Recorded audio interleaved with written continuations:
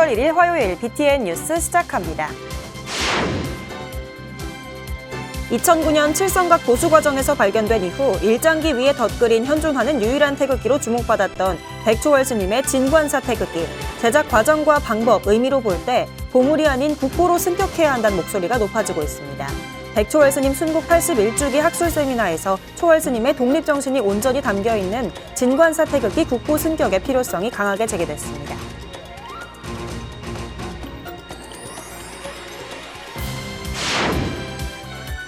예술제와 학술제 등 다양한 행사로 만해 스님의 삶과 사상을 알려온 재단법인 선학원이 만해 스님 입적 81주기를 맞아 추모달야제를 봉행했습니다. 사부대중은 스님의 애민정신을 되새기고 후대에 전할 것을 다짐했습니다. 의성고운사가 신도시 포교 거점 사찰 녹야원 건축 설계안을 공개해 주목받고 있습니다. 연화장 3개를 현대적으로 구현한 설계안에 관심이 뜨겁습니다. 2024년 6월 기준 우리나라 화장률은 93.6%로 전년 동월 대비 0.7%포인트 증가했습니다. 우리 사회가 전통적인 매장 문화에서 벗어나 새로운 장례 문화를 받아들이고 있음을 보여주는 수치입니다. 불교 장례와 납골 문화가 나아가야 할 방향을 찾는 세미나가 열렸습니다.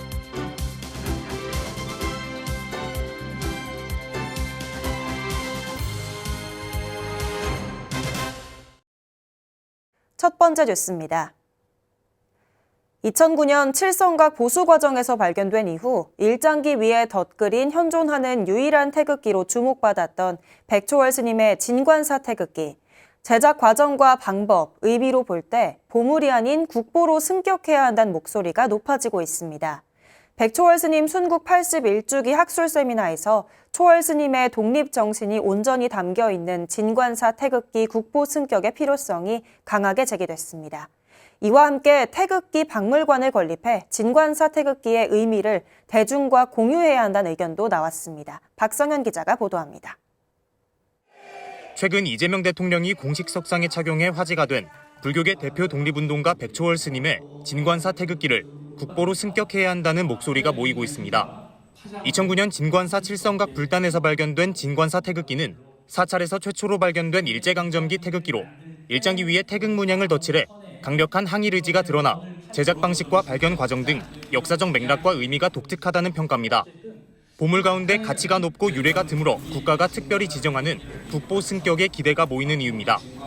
초월 스님이 진관사 태극기를 대웅전이 아닌 칠성각에 숨겨놓은 건 불가사의한 필연이라는 의견도 제기됐습니다. 진관사 태극기는 국보의 가치가 충분히 있습니다. 그리고 하필이면 백초월 스님이 잘 만들어셔가지고 잘 보관한다고 대웅전이나 영구전에다 만약에 보관했더라면 이게 폴라팠을 거 아닙니까? 송 전문가는 2차 세계대전 당시 독일 나치국기로 만든 미국 성조기가 국보로 지정된 사례를 들기도 했습니다. 그러면서 일장기 위에 먹붓으로 덧그린 현존 유일 태극기의 국보 승격 당위성을 주장했습니다. 태극기 전문 박물관 건립 필요성 주장도 제기했습니다. 3.1절과 광복절에 은평구는 간선도로에 진관사 태극기를 개양하고 국회 외벽에도 진관사 태극기를 내거는 등 예우하고 있지만 상시 전시하는 공간이 없는데 아쉬움을 드러낸 겁니다. 이 진관사 태극기가 갖고 있는 이런 스토리는 대단히 많은 사람들의 대중적인 호기심과 상상력을 촉발합니다. 학술 세미나를 주최한 진관사 주지 법회 스님은 진관사 태극기에 담긴 초월 스님의 숭고한 사상을 조명해 과거를 기리는 자리를 넘어 미래를 향한 실천의 길을 모색해 나가자고 당부했습니다. 진관사 태극기의 문화유산적 가치와 초월 스님의 숭고하신 사상과 행적을 폭넓게 조명하는 뜻깊은 시간이 되리라 생각합니다. 진관사 태극기 국보 승격을 위한 노력에 종단 차원의 힘도 실릴 것으로 보입니다. 국보 승격과 함께 태극기 박물관 건립을 통해 태극기에 담긴 영혼과 가치를 국민과 함께 공유하고 미래 세대에 온전히 보존 전승할 수 있기를 기대합니다. 이를 위해서라면 종단도 적극 지원하겠습니다. 진관사의 초월 스님과 태극기 정신 계승 노력에 유족 백외식 선생은 감사를 전했고 김미경 은평구청장은 함께해 나갈 것을 다짐했습니다. 진관사는 백초월 스님의 독립정신과 나라 사랑이 선양될 수 있도록 진관사 태극기 국보 승격을 위한 노력을 아끼지 않는다는 계획입니다. BTN 뉴스 박성현입니다. 예술제와 학술제 등 다양한 행사로 만해 스님의 삶과 사상을 알려온 재단법인 선학원이 만해 스님 입적 81주기를 맞아 추모 달해제를 봉행했습니다. 사부대중은 스님의 애민 정신을 되새기고 후대에 전할 것을 다짐했습니다. 배수열 기자입니다. 민족 대표 33인 중 한 명이자 근대 한국 불교의 대표적 선지식으로 일제강점기 민족 정신 회복과 불교 중흥의 일생을 바친 만해 스님. 재단법인 선학원이 설립조사 가운데 한 명인 만해 스님의 입적 81주기를 맞아 지난달 29일 서울 HW 컨벤션 센터에서 대규모 추모 달해제를 봉행했습니다. 나의 작은 가슴에 타오르는 불꽃은 님의 손길이 아니고는 끄는 수 없습니다라는 님의 침묵 글귀를 주제로 한 달해제에는 선학원 이사장 지광 스님, 설리연구원장 법진 스님 등 각계 인사와 유족이 참석했습니다. 스님이 남기신 빛은 아직도 꺼지지 않았습니다. 님의 침묵의 마지막 구절처럼 나는 님을 보내지 않았습니다. 우리 안에 스님은 살아 계십니다. 사부대중은 일평생 독립운동과 민족불교 수호에 매진하다 조국 광복을 불과 1년여 앞둔 채 입적한 만해 스님의 생애를 기렸습니다. 전종호 서울지방보훈청장을 비롯한 지역 국회의원, 만해기념관 전보삼 관장은 추모사를 전하며 만해 스님이 후대에 남긴 민족애민 정신을 이어갈 것을 다짐했습니다.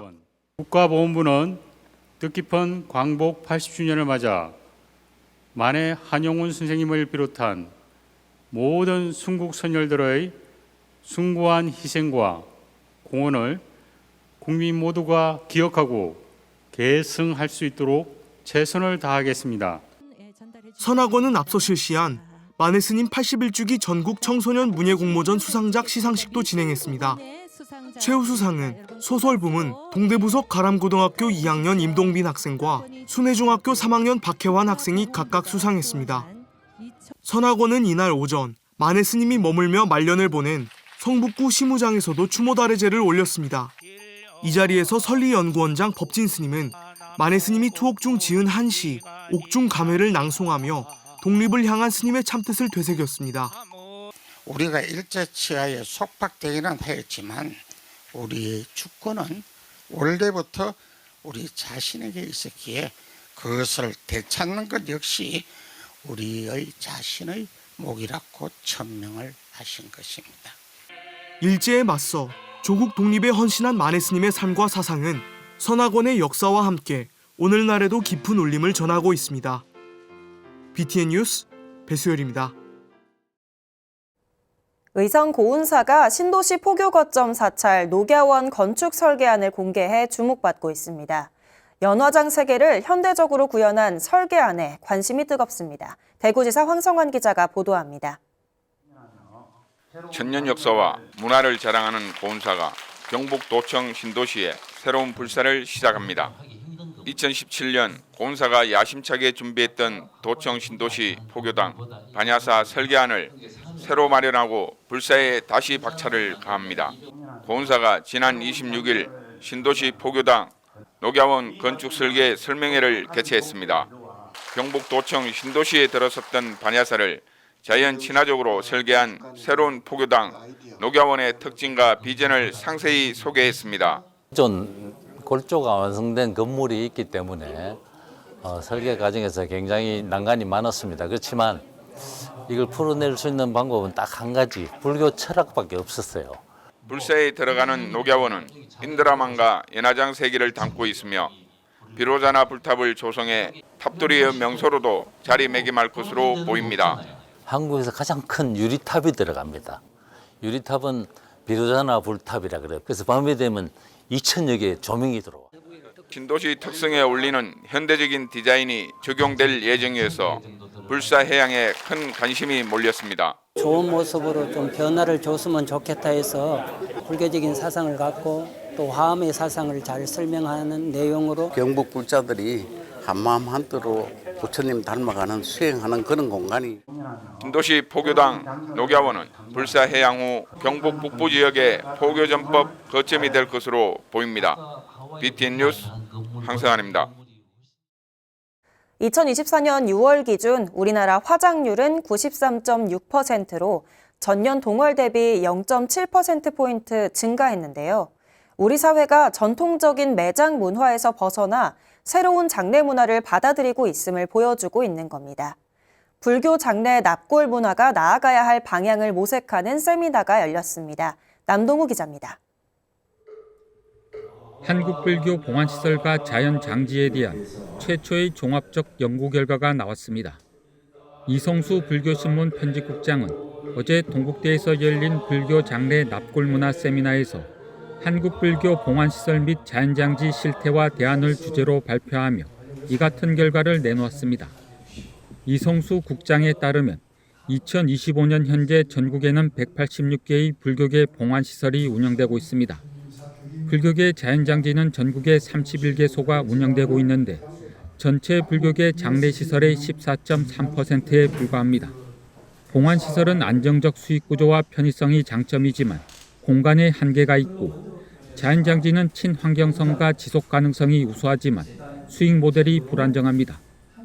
이 국장은 영천 중림사 휴림원 추모공원은 이러한 한계를 극복한 혁신적 모델이라고 평가했습니다.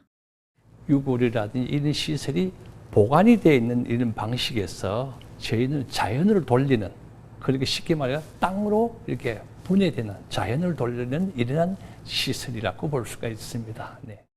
친환경 공생주의 이념에 기반한 자연장지를 조성하고 전산화된 관리 시스템을 구축하며 지역사회와 상생하는 운영 모델을 확립함으로써 불교계 장례시설의 새로운 방향을 제시하고 있다는 겁니다. 결국 이 분야도 결국 우리가 말하는 어떤 포기도 될 수 있고 또 그 과정에서 불교를 천천히 젊은 세대들이 스며들어갈 포교가 될 수 있다고 볼 수 있습니다.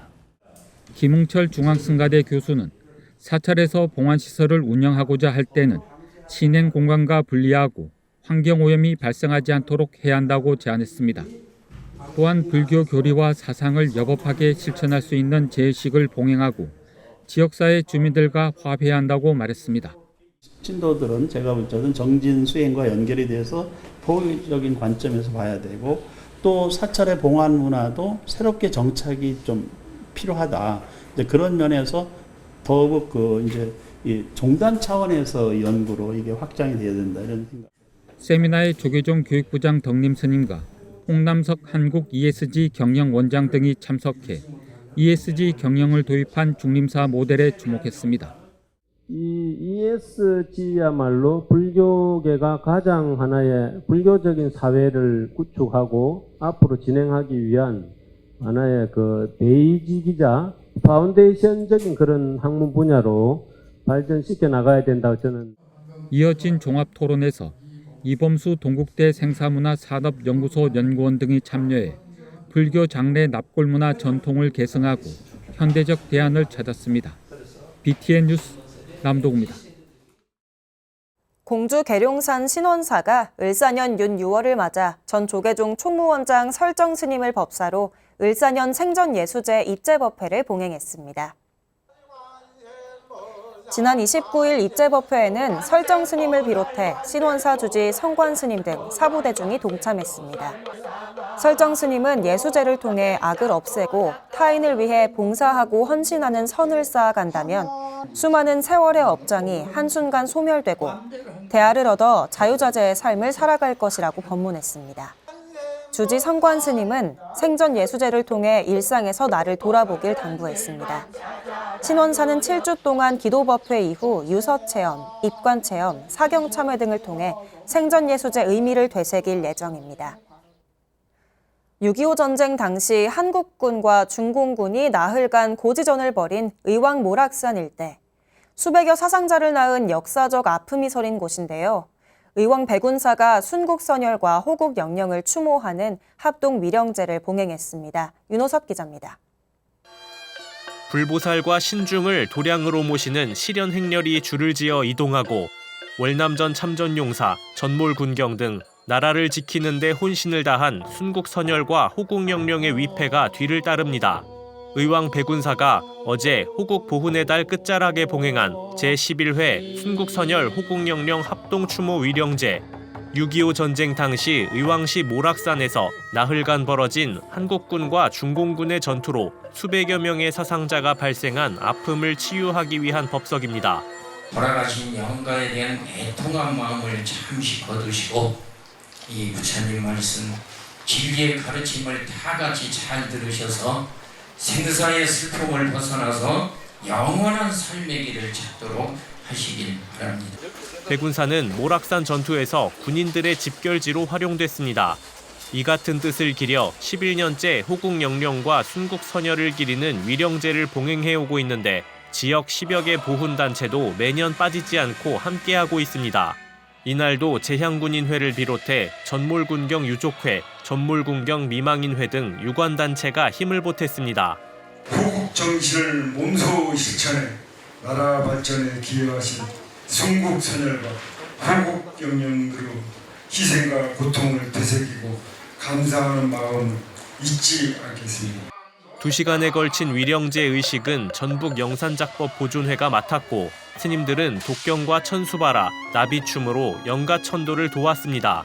참석 대중은 영단에 향과 꽃을 공양 올리며 국가 수호를 위해 산화한 선조들에게 예를 표했습니다.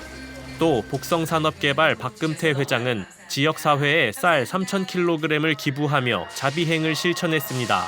위령님들과 그다음에 돌아가신 조상님들을 생각하니까 정말 간절한 마음으로 나라를 이렇게 지켜야겠다는 그런 생각도 들었고 호국 보훈의 달, 호국불교 정신으로 나라의 위기 극복에 함께해온 불교계는 한 달간 떠나간 이와 떠나보낸 이 모두에게 위로를 전했습니다.